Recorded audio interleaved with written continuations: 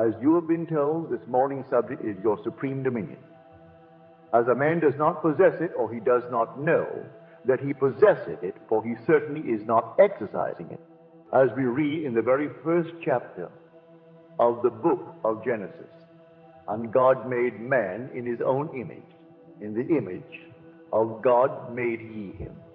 He made them male and female, and God blessed them. And God said unto them, Be fruitful and multiply and replenish the earth, and subdue it, and have dominion over all the fish of the sea, and all the fowls of the air, and every moving thing that moves upon the earth. And God saw all that he had done, all that he had done, all that he had done, all that he had made, and they were very good. Now you and I reading the Bible, not knowing it to be a psychological truth, and seeing it as historical fact, we cannot understand the word.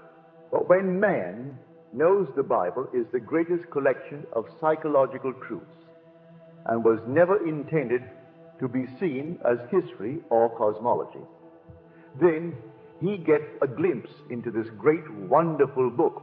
For man himself is the great psychological earth that must be subdued. In man move all the passions, all the great emotions symbolized as creeping things and animals. In the deep of man actually live the invisible states symbolized as fish. In the deep of man actually live all the unnumbered infinite ideas symbolized as the fowls of the air. It is this man that must be self-subdued. For subdue it, then comes the promise, and have dominion over this vast, wonderful country that is man. If man does not know that he himself is the earth spoken of, he thinks he must go out into the world and conquer it. The world reflects the work done on man. And so when he looks upon this wonderful world round about him, he thinks himself so little. The Bible also tells us he calls himself a grasshopper, and referring to himself as a grasshopper, he sees giants in the land, the giants of industry, the giants of economics, the giants all round about him. And he feels smaller and smaller about him. And he feels small and small because he does not know how to go about actually subduing the earth, which is himself. When man knows it, he will realize that man, as an individual, is supreme within the circle of his own consciousness. For within the circle of his consciousness, the entire drama of life is reacted over and over and over again. He has to start with self, and then he will see this outer wonderful world. This visible world is not what he thinks it to be, a place of exile from God. It is the living garment of the Father.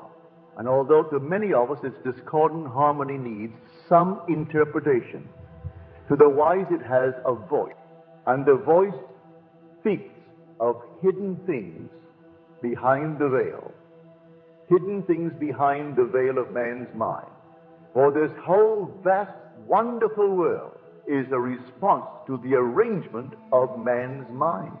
For when he knows it, he will look within for the hidden causes. Look into the deep to see the fish and how they swim and how they are related.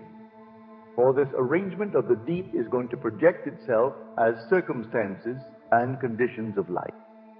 And so today, if you haven't started, today is the time to start to really put into practice this teaching and make of this violence a garden of God.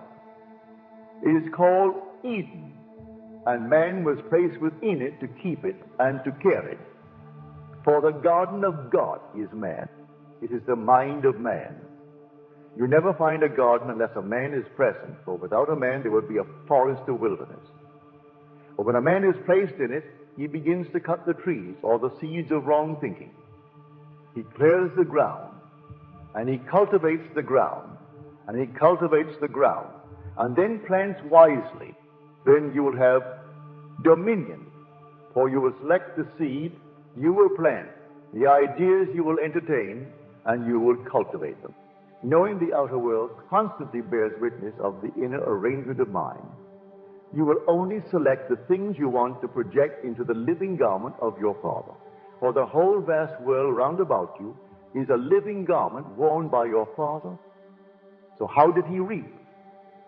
He said he made man in his own image. Well, the methods of mental and spiritual knowledge are entirely different. You and I can know a thing mentally by looking at it from the outside, by comparing it with other things, by analyzing it, by defining it, by even giving a description of it. But we can know a thing spiritually only by becoming it. We must be the thing itself if we would know that thing spiritually. We must be in love if we would know love. We must be God, like if we would know what God is. For God made me, not out of something other than himself. He made me perfect, so he made me by becoming me. There was no other way in the world that God could have made me unless he became me. So God became man, that he may know man in the only way that he could know anything. For he knows all things spiritually, and he calls them very good. So he made me by becoming me. And now I am called upon to go and take care of earth and to subdue it and take dominion. And I am the earth. I must learn to plant as he planted the world by becoming the world. By becoming the world. I must now plant as man by becoming the man I want to be. So I will itemize all the things, name them, give a name to everything I want to express as a man, and then know it spiritually by becoming, and I become it as he became me. I identify myself with it and live in that identity. And I clothe it in flesh. I clothe it in fact. Not one thing in the world that is mine can be taken from me save by detachment from the state where that thing I love has its natural life. If I live in a world of beauty, if I live in a world of friendship, of comfort and all the lovely things that men enjoy, no power in the world can take one of them from me save I, who live among them, detach myself from the state where these lovely things have their natural life. When you and I know it, we begin to cultivate the earth. We actually weed the mind of all negative states, all unlovely emotions, and we bring into subjection not the outer, but the inner. And then the outer reflects that cultivation on self. Now, how is it done? You are told in the first book of the Bible how it's done. For the promise is to the man who does it. And the promise is a complete expansion beyond his wildest dreams of the state he planted. The one who first did it was called Jacob. Well, I am Jacob. You are Jacob if you start the plant. Every man is the potential Jacob, and Jacob did it by righteousness. As you are told, he did it through righteousness, and he multiplied exceedingly, so that he increased 1,000-fold his flocks, his cattle. He increased and grew beyond the measure of man in having all the maid servants, and men servants, and the camel. And this is what he said: my righteousness shall speak for me in time to come. Righteousness is right consciousness. The only right consciousness is the consciousness of already being the man you want to be. For that attaches you with an invisible state. You can't see it yet, but you become attached to the state that you dare to assume you are. And you go fishing in the deep. You are beginning now to subdue the deep. You enter a state through the medium of feeling, through feeling that you are already what you want to be. And that is how you grow exceedingly great in your world. For you will be the Jacob expanding in your world. The next one we come upon is Job. Here in the midst of all the trials and tribulations of man, Job says, I will hold fast to my righteousness, and then my heart shall never judge me harshly as long as I live. He will hold fast to righteousness in the midst of storm, in the midst of all the problems of the world. He will assume that he is free and hold fast to that right consciousness, knowing that not in eternity could his heart ever judge him harshly. Then we are told the meek of the earth seek righteousness, and it is to the meek of the earth that the earth is given. As you are told, the meek shall inherit the earth. You might have been taught to believe it meant the beaten man, the man who falls and grovels like the grasshopper. It doesn't. The word meek, if translated, actually means to be tamed as a wild animal is tamed. To the man who tames the mind, the man who tames his being, that he can set it any task and have it execute that task, that man is meek, and the meek inherit the earth. And the meek always seek righteousness, so they began to subdue this earth. I must make righteousness my watchword. And so if I were righteous, I would now single out the nature of the trees I would plant, the nature of the flowers I would plant, the nature of the animals I would cultivate, the nature of the animals I would cultivate, the nature of the fish that I would catch, and I would name them as desirable states. Call in the Bible beauty instead of ashes.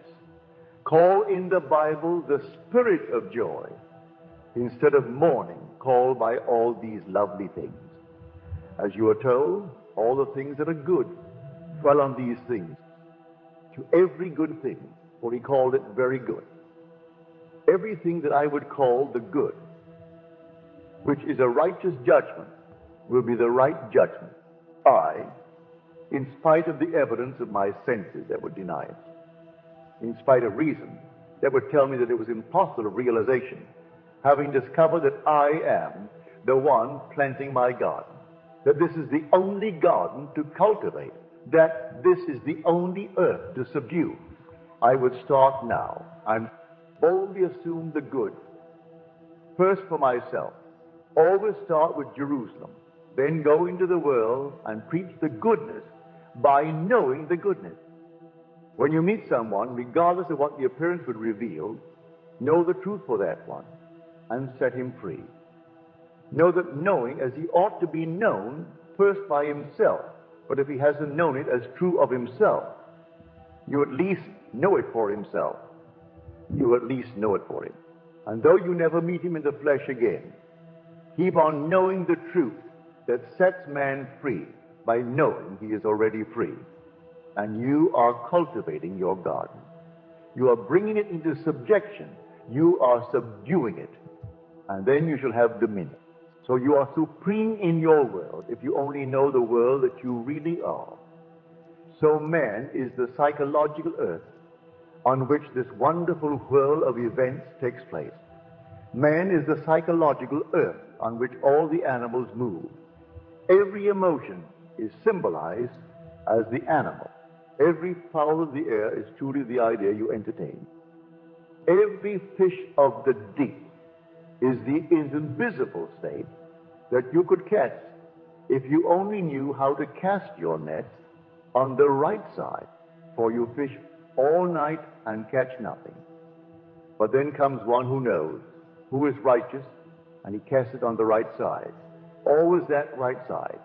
And the right side is righteousness, or right consciousness, and I will catch it. I may not see them. I don't have to see them. I don't have to wait for the evidence of my senses to confirm. For I am told, and faith was accounted unto him for righteousness. So I will have faith in the reality of the deep. I will have faith in the reality of invisible states. So it's now invisible. I know it. It's a fish. But I have faith in the existence and the reality of the invisible state I want to externalize. Knowing I can externalize it, for every time I externalize it, I add to this wonderful garment of my Father. And that is my job, my duty. So here, every one of us begin to believe that you are the only earth spoken of in the Bible. You are the one chosen to live in the center of the garden, but make it a garden. For the words are, keep it, and plant it. Well, you have dominion over every idea in your mind. You say you haven't. Well, some may be to you disturbing, but you do have the choice of rejecting it or accepting it. If you accept it, you identify with it, and the state with which you are identified must, by the very law of your being, objectify itself within your world, that you may see by it how you plant that garden.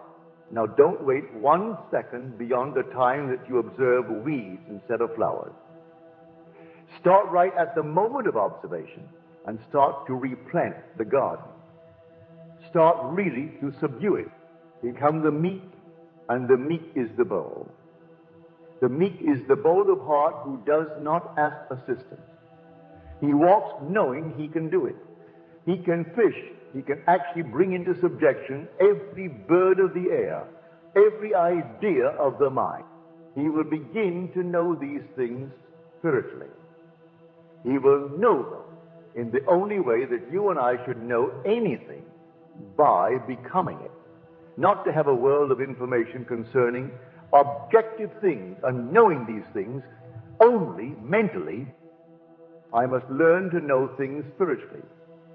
I must learn to know what love is spiritually by being in love. I must learn to know what security is spiritually by becoming conscious of already being secure. I must learn to know what health is by becoming conscious of already being healthy, and sustain these states in the name of righteousness, knowing that my righteousness shall answer for me in time to come. Make me no promise, for when the father-in-law said to Jacob, what promise should I make you? Just tell me that the offspring born in a certain manner shall be mine, and no other promise, and no wages and no salary. All the spotted ones are mine. There isn't a spotted one among the parents, but every offspring that is spotted. Though the parents are not, that is mine. That's my wage and my wage. And my righteousness shall know it for me in time to come. And he begins to assume that his world is people with the spotted calves. And everyone born that was healthy was born spotted. And he increased beyond the wildest dream of a man.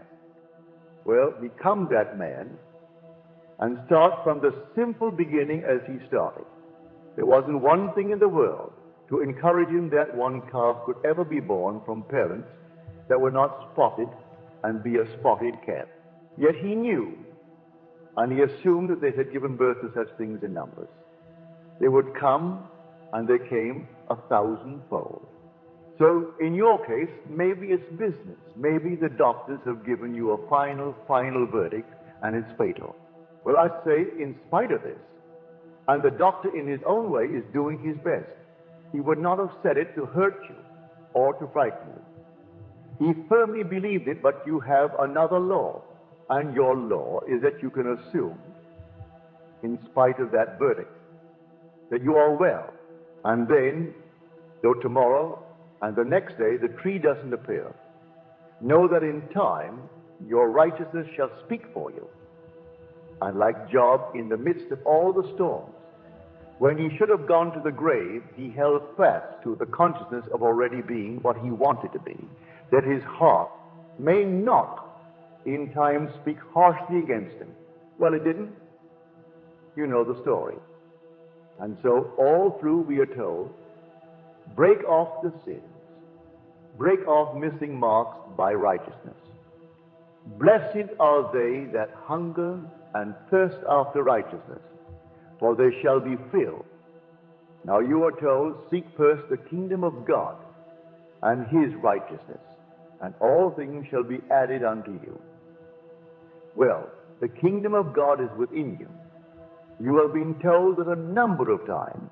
The Bible affirms it over and over.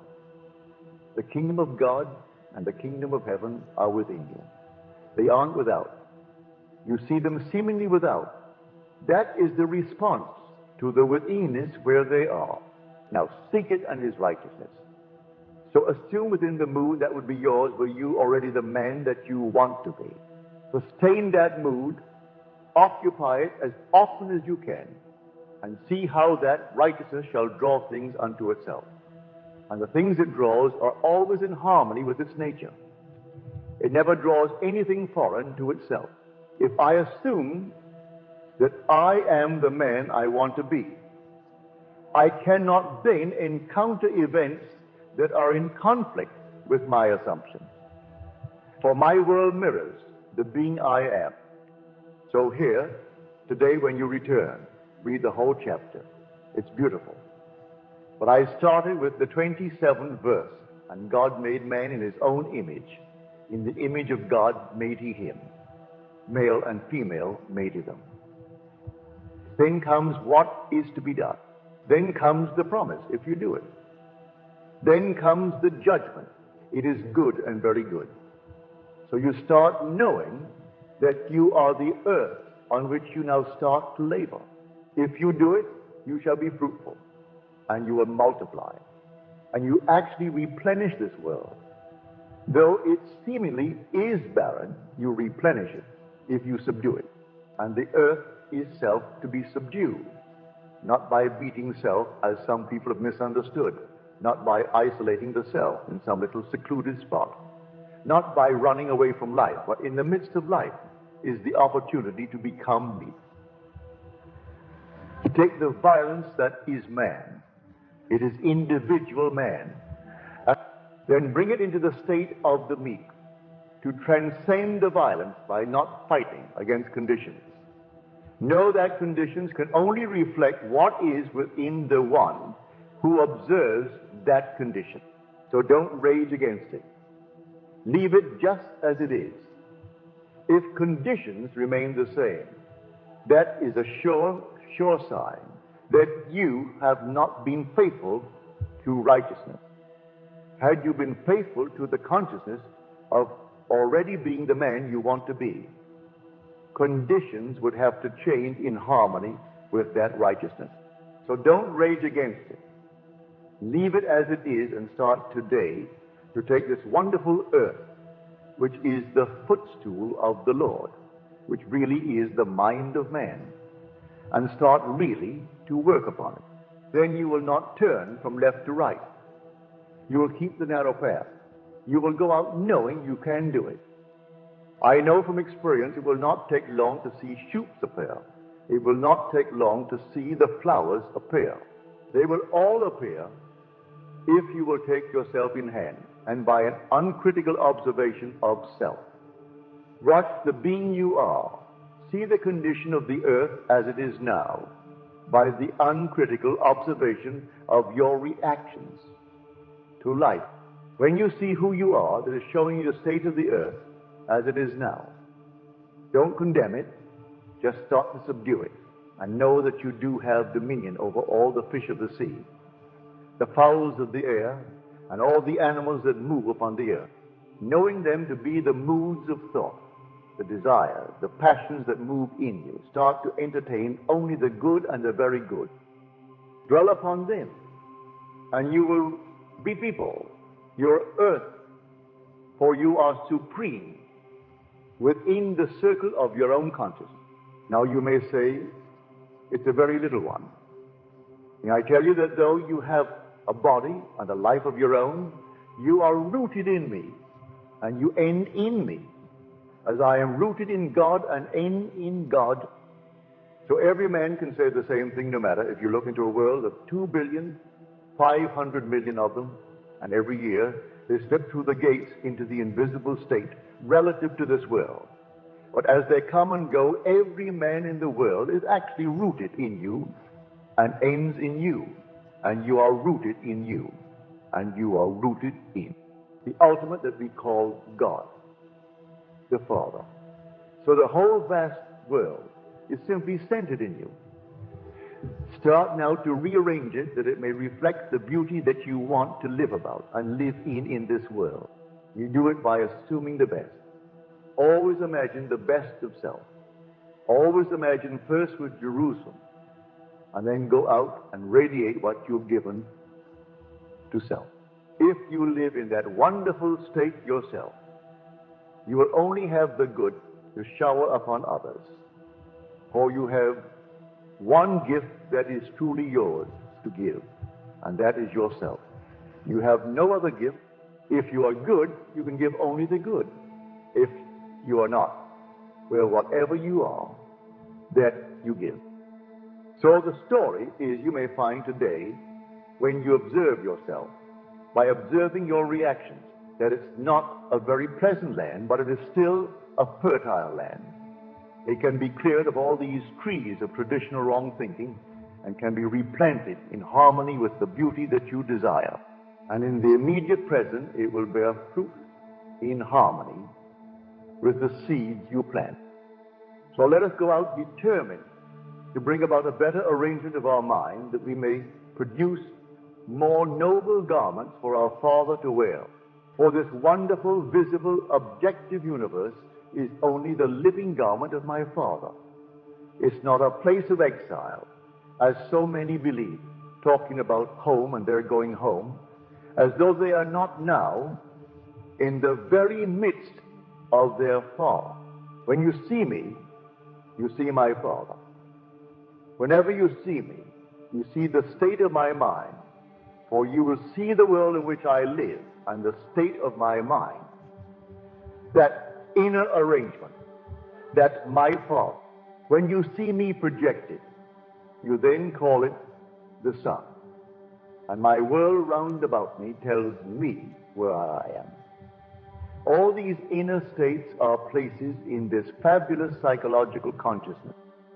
Inner state is equal to place, and where I stand within myself determines what I see when I look outside the self. So, when I look out upon the world, that area of my Father's garment, whether it be torn by reason of the inner place where I stand, or whether it be lovely, I see only the inner arrangement of myself. I am forever surrounding myself with the true image of myself, and what I am in consciousness that only can I see. Knowing that, let me be determined today to seek righteousness or right consciousness, that I may reap in the immediate present all the lovely things that I desire. Now, in summary, single out some noble aim in life, having defined it clearly to yourself as a desirable state. The state you would like to internalize. Ask yourself this very simple question: what would the feeling be like were it true if I already embodied that noble state? In response to your question will come a feeling. Assume that feeling. It has reality outside of the present moment. Its being is in complete independence of present objective fact. It has real structure. It has reality in the deep of it. It came in response to your call when you said, what would the feeling be like were it true? And you named what you were thinking of. If it was security, if it was health, if it was any state, that fish came from the deep. It's located, and you took the eye and placed it in that feeling. You were actually standing upon it, though it's invisible. Now remain on it. If you remain in that state, you are told in the Bible, 3 days you will be spewed out on dry land. 3 doesn't mean 3 days. 3 means fullness. 3 means complete. So if I will live within that fish for 3 days, until the whole thing seems natural and seems real, and it has the sensory vividness of reality, I will then be spewed out as something objective and something that is commonly called in the Bible land or dry land. But it does have reality as you feel it. Only people get away from it because it doesn't have immediate objective fact to confirm it. But you write it for your 3 days, and you will know what it was to enter that fish and remain in it until fullness was attained, until reality was attained within. In that state, you were righteous, and your righteousness will speak for you in time to come. It will not fail you. It cannot fail you.